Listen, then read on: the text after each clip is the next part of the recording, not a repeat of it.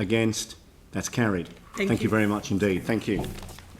So now moving to item 7, Te Pātaka o Rākaihautū, the Banks Peninsula Community Board, and welcome to the table Chair of the Board Pam Richardson, Deputy Chair Tyrone Fields, and you have 10 minutes to present to us on Banks Peninsula's report. Well, this sounds like This Is Your Life or something like that we're rolling into.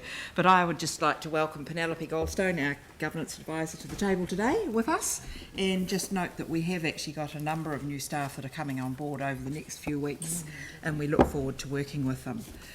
So in our report this morning, I haven't talked about everything, and there are just a few things that we've picked up. And so could we have the first slide is about this little Coronation Library, which is in Little River, and it's been prone to flooding, been a lot of issues around it.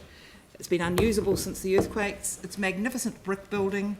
I can't just think who the architect was on it, but it is very special. There's not very many of those types of buildings left.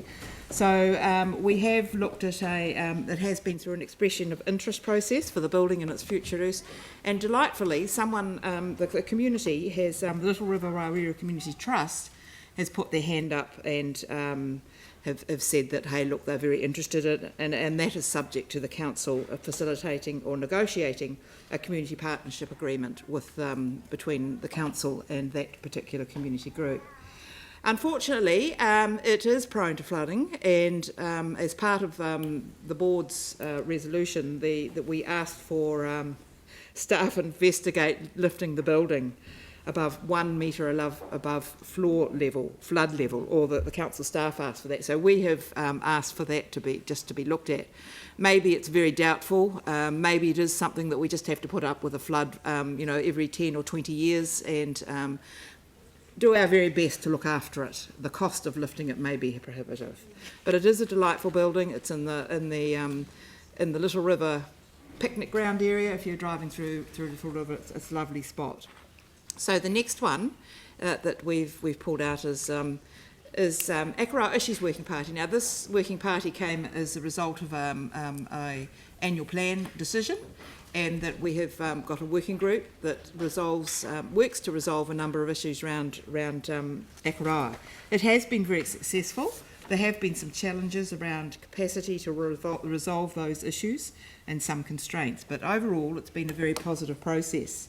And we have particularly, the Ākaro Issues Working Party group have asked the Community Board for updated rubbish bins in the township before the summer season, and the board has requested that also, and that we're looking for the toilets in Ākaro are not fit for purpose. There's one block that is, the two others are not. We've got a replacement beside the service centre, but we're also asking for the one that's at the recreation ground in the long-term plan submission to be brought forward if at all possible. So the cruise ships continue to come for the next 12 months. There's around that 90 odd proposed ships numbers coming.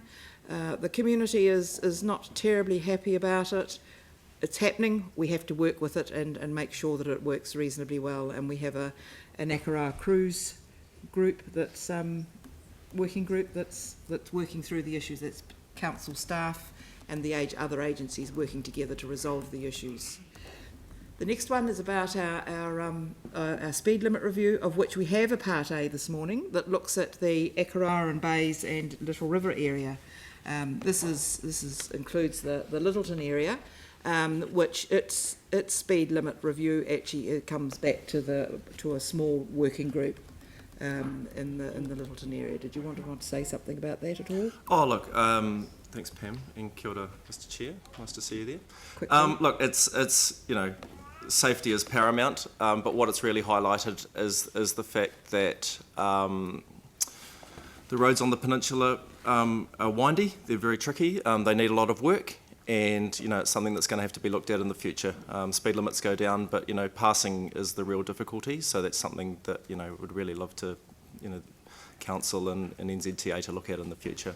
So the Ākaro and the Bays and Little River, there were very few submissions against the lowering of the speeds.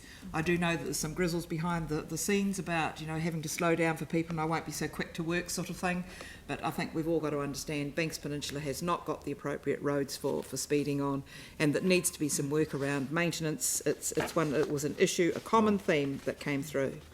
So the next one, the last one, is about our community resilience. And this is quite appropriate in that the NIWA report came out this week highlighting the issues from a tsunami in the area. So the NIWA report came after we have been having all these discussions.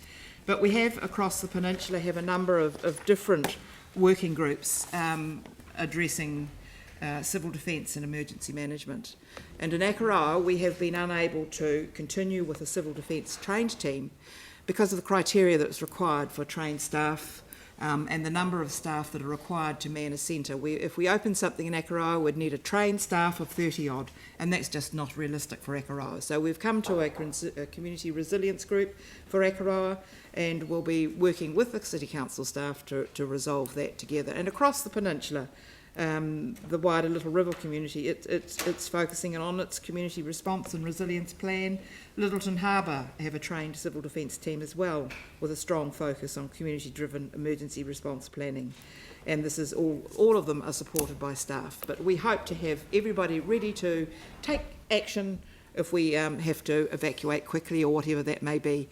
We're all still the same people. Doesn't matter whether we're working for civil defence or community resilience, we'll get together and help our communities. So those are just a few issues that we've pulled out of our report today. All right, Pam, Tyrone, thank you very much indeed for the report and for raising those issues. That does leave some time for questions. Are there any questions for the Banks Peninsula team? No Yanni.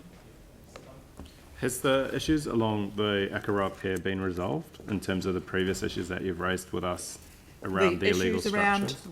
I think it was the unconsented structures. Oh, right. Well, yes, it came back to a board member raised it again on Monday, and it is going back to another question. Has gone back to staff again. There have been some repairs or some changes, alterations to it, but there are still some issues around it. So it's just slowly chugging along. But there have been some good progress on the wharf itself. There's repairs been made to the wharf. The trail lines that went down the centre of the wharf have been filled in, make it safer for people using it. But it's an old wharf. Things can't be changed quickly, and we're working towards a new wharf and have had some engagement meetings on consultation already on that. So, Yanni, no, it hasn't totally been resolved, but I think it's being resolved as best it possibly can.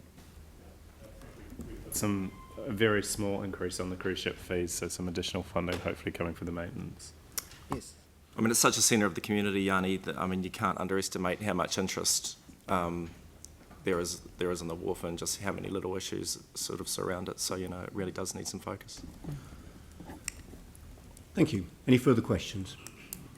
All right, so I'm happy to move that we receive this report. Dion Swiggs will second. All those in favour say aye. Against? That's carried. Thank you very much.